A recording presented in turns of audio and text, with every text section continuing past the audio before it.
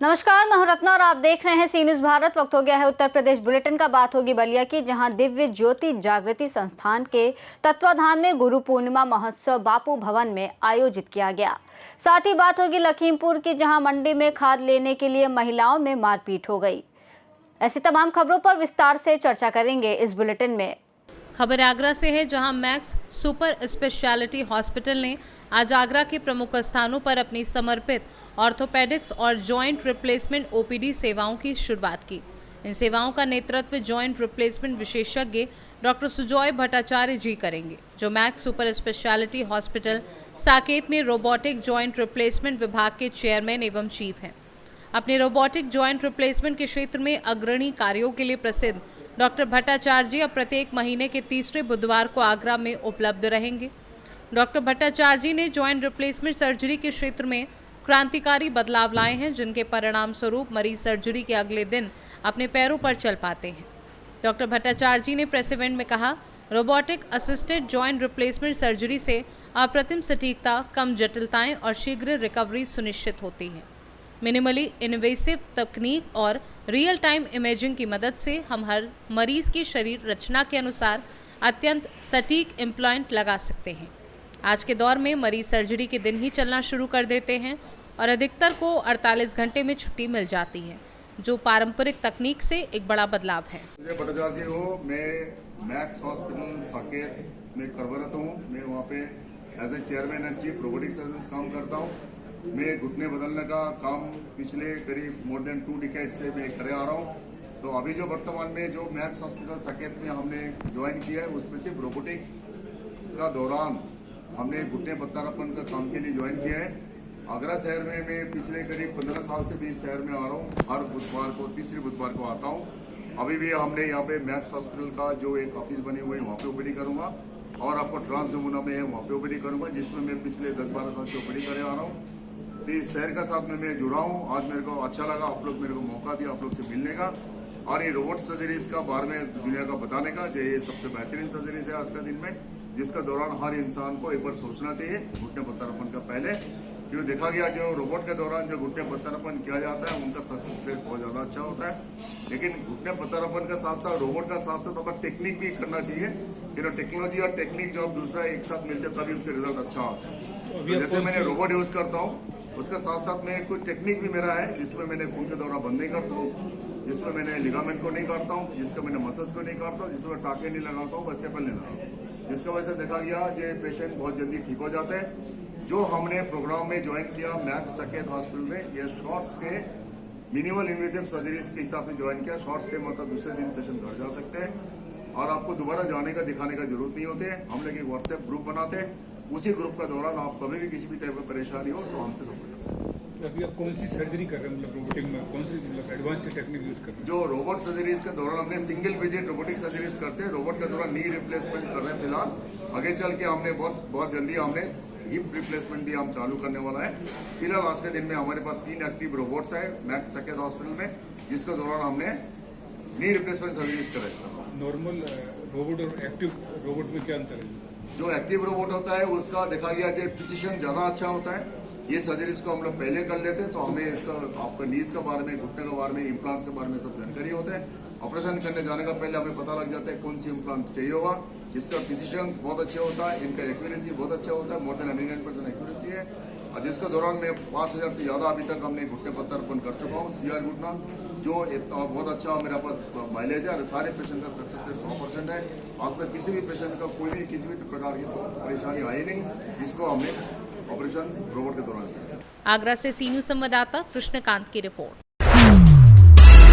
खबर बलिया से है, जहां दिव्य ज्योति जागृति संस्थान के तत्वाधान में प्रत्येक वर्ष की भांति इस वर्ष भी गुरु पूर्णिमा महोत्सव बापू भवन में आयोजित किया गया। दिव्य गुरु आशुतोष महाराज जी की 7वीं शिष्या योग दिव्या भारती ने सभा को संबोधित करते हुए कहा, ये पावन दिवस शाश्वत एवं पूर्ण दिव्य गुरु श्री आशुतोष महाराज जी के चरणों में समर्पण और भावपूर्ण श्रद्धा अर्पण का दिव्य संयोग बना, जिन्होंने समस्त मानवता को ब्रह्म ज्ञान का दिव्य उपहार प्रदान किया। पुरातन संस्कृति के उदाहरण प्रस्तुत करते हुए समझाया कि गुरु पूर्णिमा केवल एक तिथि, एक परंपरा नहीं बल्कि आत्मा की उस गूंज का स्वर है जो उन पूर्ण सद्गुरु को आभार प्रकट करती है। इसी श्रृंखला में दिव्या ज्योति जागृति संस्थान का एक प्रकल्प संरक्षण के अंतर्गत पौधा वितरण का कार्यक्रम किया गया। बलिया जनपद से आए ग्रामीण क्षेत्र के भक्तों को प्रसाद के रूप में एक प्रकार के पौधे का वितरण किया गया। इस कार्यक्रम में श्यामजी रोनियार, रेखा गुप्ता, रीता गुप्ता आदि उपस्थित रहे। किस तरीके की प्रेरणा गाइड करेंगे?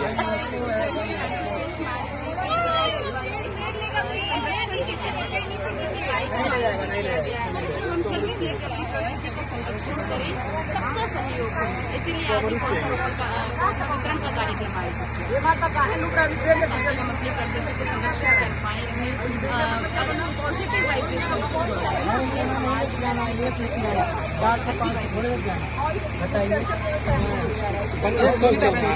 बरसात का सीजन है, क्या कहना चाहेंगे?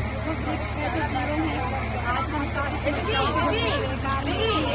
हम तो रहे हैं, लेकिन इसको किसी इसलिए हम आज के इन संकल्प में ज़्यादा से ज़्यादा पेड़ पौधे लगाए ताकि हमारा जीवन बचा रहे और संसार पूरा विश्व सुरक्षित रहे। आने वाला पेड़ लगे इसका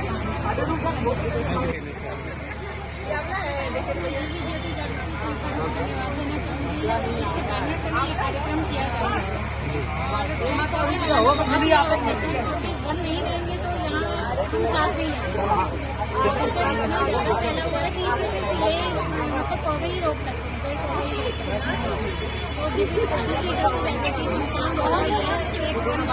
कार्यक्रम चलाया जाएगा जो कि बहुत ही सराहनीय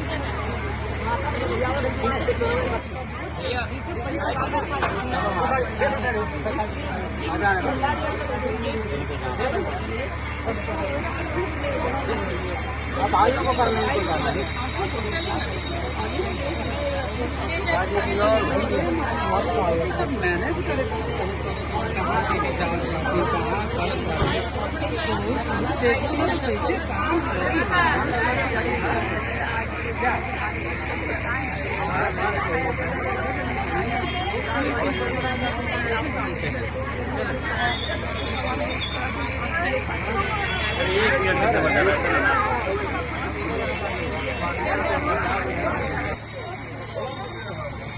क्या कहना चाहेंगे? वन उत्सव चल रहा है दिव्य ज्योति जागृति संस्थान के बैनर पर।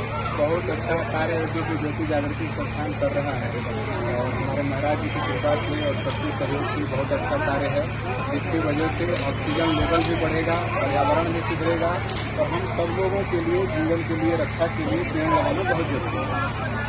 बलिया से सी न्यूज़ संवाददाता विशाल साहू की रिपोर्ट। इफ्को सेंटर गल्ला मंडी में खाद लेने के लिए महिलाओं में हुई हाथापाई, चली चप्पलें। खाद के लिए सुबह से ही भूखी प्यासी लाइन में खड़ी रहती हैं महिलाएं। किसानों की सुध लेने वाला कोई नहीं है। पुलिस मौके पर पहुंची और मामले को शांत कराया। लखीमपुर से सी न्यूज़ संवाददाता अवनीश गुप्ता की रिपोर्ट। प्रदेश सरकार में कृषि राज्य मंत्री बलदेव सिंह औलख की उस समय बड़ी फजीहत हो गई जब उनके भाई द्वारा फोन पर धमकाने का मामला पुलिस तक पहुंच गया। मामले को निपटाने के लिए मंत्री जी को पीड़ित सरदार दलबारा सिंह को फोन कर क्षमा याचना करनी पड़ी। दरअसल रामपुर की बिलासपुर तहसील तराई क्षेत्र है, यहाँ सिख आबादी बहुतायत में है। बिलासपुर विधानसभा से ही उत्तर प्रदेश के एकमात्र सिख विधायक सरदार बलदेव सिंह औलख हैं, जो दूसरी बार भाजपा के टिकट पर विजय हुए हैं और उत्तर प्रदेश सरकार में कृषि राज्य मंत्री हैं। बिलासपुर क्षेत्र के गुरुद्वारा बाबा दीप सिंह को लेकर दो पक्षों में विवाद चल रहा है। गुरुद्वारा कमेटी की ओर से दलबारा सिंह मुख्य रूप से पैरोकार हैं। बीते दिनों गुरुद्वारे के दानपात्र का विवाद मुख्यमंत्री योगी आदित्यनाथ तक पहुंच गया था और उनके आदेश पर बनाई गई जांच कमेटी की रिपोर्ट के आधार पर गुरुद्वारा का प्रबंधन गुरुद्वारा कमेटी को मिल गया था। आरोप है कि दूसरे पक्ष की ओर से मंत्री जी के भाई ने दलबारा सिंह को फोन कर धमकाया और जान से मारने की धमकी दी। इसकी शिकायत लेकर दलबारा सिंह पुलिस तक पहुंच गए और जिस नंबर से कॉल आई थी वह पुलिस को बता दिया। पुलिस द्वारा जांच करने पर यह नंबर कृषि राज्य मंत्री सरदार बलदेव सिंह औलख के भाई का होना बताया गया, जिस पर दलबारा सिंह ने पुलिस में रिपोर्ट दर्ज करने के लिए शिकायती पत्र तो दे दिया था, लेकिन पुलिस ने एफआईआर दर्ज नहीं की। इस पर दलबारा सिंह ने पत्रकार वार्ता बुलाई। क्या कुछ कहा उसमें उन्होंने, आइए आपको सुनवाते हैं। मैं दलबार सिंह, गांव सिमरिया, थाना कैमरी, हाल निवासी बाबा दीप सिंह नगर, सिविल लाइन, रामपुर। मैं शेरे पंजाब ढाबे पे रात लगभग 9:30 बजे खाना खा रहा था, तो एक फ़ोन मेरे पास आया। उसका नंबर था 988958111314। इस नंबर से फ़ोन आया और वो हमें गाली देने लगा, माँ बहन की, और ये कि तुझे जान से मार दूंगा। हमने कहा भाई हमारी कोई तुमसे दुश्मनी नहीं, कोई लेना देना नहीं, कौन बोले? मैं बोले कोई नहीं बोलता, मैंने गुरुद्वारे की गोलक उनको कमेटी वालों को दिलवा दी और गुरुद्वारा दिलवा दिया, तुझे जान से मार दूंगा। और बता कहाँ है तू? हमने कहा मैं तो यहाँ रामपुर में हूँ। बोले आते हैं हम तुझे मार देंगे। ये सब बातें हुई। उसके बाद में मैंने उनसे कहा कि भाई हमने तो तुमसे कुछ कहा नहीं। अब ये बातें करते मैंने फ़ोन काट दिया। उसका दोबारा फिर आया, फिर उसने मुझे गालियाँ और ये सब कुछ कहा, और उसके बाद मैंने अपना फ़ोन बंद कर लिया और मैं घर जाके बाबा दीप सिंह नगर जाके सो गया। सुबह मैंने एक एप्लीकेशन बनाई और एप्लीकेशन लेके मैं सिविल लाइन थाने में गया और ये नंबर अज्ञात नाम से मैंने ये तहरीर दी और ये नंबर दे दिया, क्योंकि मुझे उस नंबर का कोई मुझे पता नहीं था। तो मेरे ही सामने इंस्पेक्टर साहब ने उसके ऊपर नंबर से कॉल की और उन्होंने पूछा कि भाई आप कौन बोल रहे हो? तो उसने अपना नाम सत्येंद्र सिंह सन ऑफ देवेंद्र सिंह, ग्राम शिवनगर, बिलासपुर बोला। तो मैंने इंस्पेक्टर साहब से कहा, मैंने कहा भाई ये तो माननीय मंत्री जी का छोटा भाई है, इसने दिया गालियाँ। तो उन्होंने मुझसे बात भी कराई कि तुमने ये गालियाँ भाई ने क्यों दी? इंस्पेक्टर साहब के सामने बात हुई। बोले भाई मैंने गालियाँ नहीं दी इन्हें, मैं और जो दी हैं गालियाँ वो सिर्फ ये मैंने इसलिए दी है, मेरे बड़े भाई हैं। ये कह के उसने अपना फ़ोन काट दिया और वो रिकॉर्डिंग इंस्पेक्टर सिविल लाइन के पास है। मेरी FIR सिविल लाइन इंस्पेक्टर साहब ने नहीं लिखी। फिर मैंने वो एप्लीकेशन कप्तान साहब को देने गया था, कप्तान साहब नहीं मिले, तो मैंने एडिशनल SP साहब को वो दे दी एप्लीकेशन। अब मैं आपके द्वारा ये मांग करता हूँ कि ये मेरी FIR लिखी जाए, तो इनके सख्त कड़ी से कड़ी कार्रवाई की जाए। अगर मेरे या मेरे परिवार के ऊपर कोई भी घटना होती है या मेरा कत्ल होता है, वो कत्ल के जिम्मेदार माननीय मंत्री जी बलदेव औलख जी और ये प्रशासन होगा। और मैं ये भी अपील करता हूँ कि अगर ये प्रशासन, इसके ऊपर मुझे बहुत ज़्यादा उम्मीद नहीं कि ये मेरे साथ कोई अन्याय करेंगे, इसकी जांच किसी अन्य ज़िले से करें। मैं उच्च अधिकारियों के पास भी जाऊंगा और मुख्यमंत्री जी के आवास पे जाके धरना भी दूंगा, क्योंकि अगर ये मेरी बात नहीं सुनेंगे, अगर ये कार्रवाई करते तो ठीक, नहीं तो मैं उच्च अधिकारियों से भी कहूँगा। धन्यवाद। रामपुर से सी न्यूज़ संवाददाता साजिद खान की रिपोर्ट। सोनभद्र के कर्मा क्षेत्र में DAP खाद की भारी किल्लत से किसान बेहाल हैं। सरकारी केंद्रों पर खाद न मिलने से किसान मजबूर होकर प्राइवेट दुकानों से ऊंचे दामों में खाद खरीद रहे हैं। वहीं B-फैक्स कर्मा समिति पर किसानों की शिकायतों की जानकारी मिलने पर समाजवादी पार्टी के पूर्व विधायक रमेश चंद्र दुबे ने बुधवार को आकस्मिक निरीक्षण किया और किसानों से बातचीत की। पूर्व विधायक दुबे ने लखनऊ स्थित ARM आशुतोष से भी फोन पर बात की और जल्द खाद उपलब्ध कराने की मांग की। उन्होंने चेतावनी दी कि यदि जल्द खाद की आपूर्ति नहीं की गई तो समाजवादी पार्टी किसानों के साथ मिलकर सड़क पर उतरने और धरना प्रदर्शन करने के लिए बाध्य होगी, जिसकी जिम्मेदारी पूरी तरह सरकार की होगी। ये बताएं कि यहाँ पे सबसे ज़्यादा समस्या खादी का समस्या है, तो आपका किससे बात हुई है? देखिए, अभी हमने यार सचिव तो लापता है यहाँ पे। अभी हमने AR से बात किया।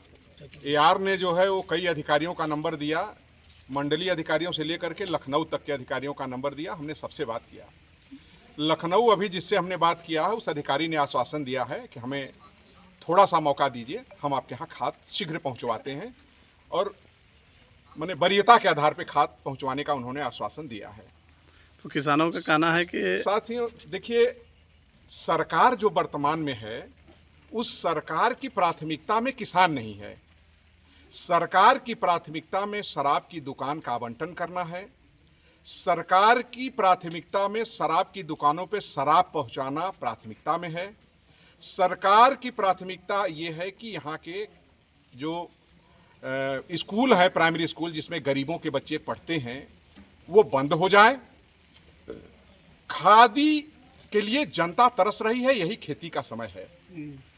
आप अभी मैं गया था एक शराब की दुकान पे, वहां शराब की कोई कमी नहीं है। आप समझिए 42 डिग्री 32 डिग्री न जाने कौन कौन डिग्री, लैला मजनू तमाम तरह की वहां मैंने शराब देखा कि बिक रही है, उसकी कोई कमी नहीं है। गांजा की कोई कमी नहीं है, जितना आप गांजा चाहेंगे मिल जाएगा। हीरोइन जितना चाहेंगे मिल जाएगा।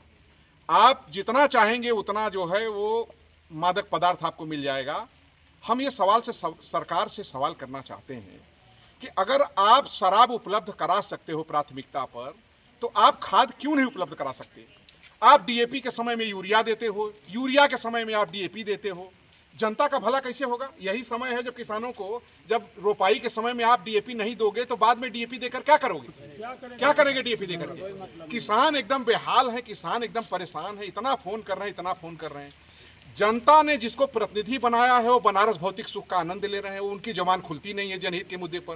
वोट लेने के लिए आते हैं, उसके बाद वो बनारस निकल जाते हैं। जनता मर रही है कि जी रही है, वो अधिकारियों से बात भी नहीं करते। विधायक जो होता है वो 4 लाख जनता की आवाज होता है। विधायक की आवाज अगर सो गई तो 4 लाख जनता की आवाज सो गई। हम सरकार से मांग करते हैं कि अगर शीघ्र डीएपी यहाँ जो है नहीं पहुंचाई गई विधानसभा घोरावल जनपद सोनभद्र में, तो हम समाजवादी लोग इसके लिए आंदोलन करेंगे। किसानों को इस तरह विपक्षी नेता है मरने नहीं देंगे। उसके लिए हम लोगों को कुछ भी करना होगा, हम लोग करेंगे। सवाल यह है कि किसान की आमदनी दूना करने के नाम पर आए थे और किसानों का सत्यानाश करके बैठ गए। किसान के पास दूसरा कोई रास्ता नहीं है। पहले नारा दिया गया था कि जय जवान और जय किसान। जवान जो देश की रक्षा करता है तो इस देश में लोग चैन की नींद सोते हैं। आज वो भी जवान परेशान है, उसको जो है वो अग्निवीर बना के 5 साल की नौकरी देकर के उसको भी 4 साल की परेशान किए हुए हैं। और किसान, जय किसान, किसान अगर सो गया, जो किसान धान पैदा करता है, गेहूं पैदा करता है और वो किसान जो है पूरे देश का पेट पालता है, वो किसान आज परेशान है। कहे थे कि आमदनी दूना करेंगे किसानों की, लेकिन जो आमदनी दूना करने के लिए एक अच्छे दिन लाने के लिए तो भैया पुराने दिन लौटा दो। पुराने दिन चाहते हो जान लौट